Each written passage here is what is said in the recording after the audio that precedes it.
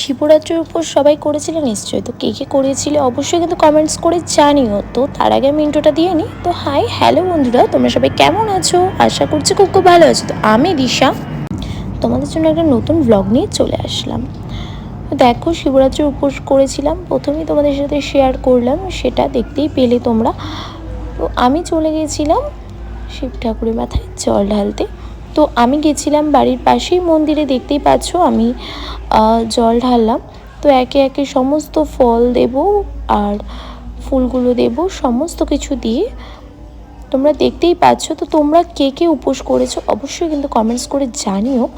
আর উপোস যেহেতু দুদিন, তো উপোস রয়েছে এখনও পর্যন্ত আছি যতক্ষণ না চতুর্দশী ছাড়ছে।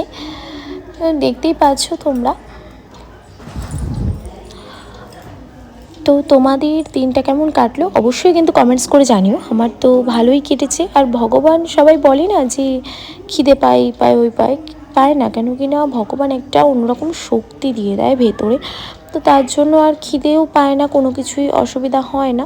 তো হয়নি, যাই হোক, তোমরা সবাই ভালো আছো, ঠিকঠাক আছো আশা করি।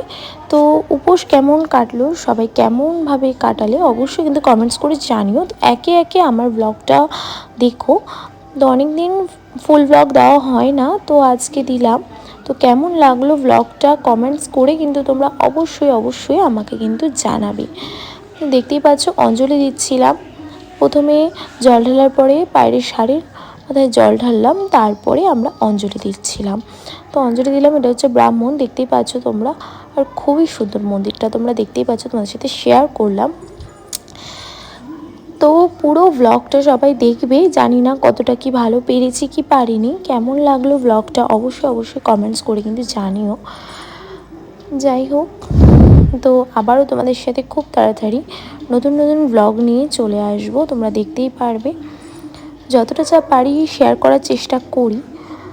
তো দেখতেই পাচ্ছ তোমরা, আগের মতন ভয়েসে ব্লগ দেওয়া বন্ধ হয়ে গেছে, কেন কিনা ভয়েসে পেমেন্ট পাচ্ছি না অনেক দিন ধরেই। তো তার জন্য কিনা আর ইচ্ছা করে না। তো যাই হোক, যতটা যা পারি চেষ্টা করি।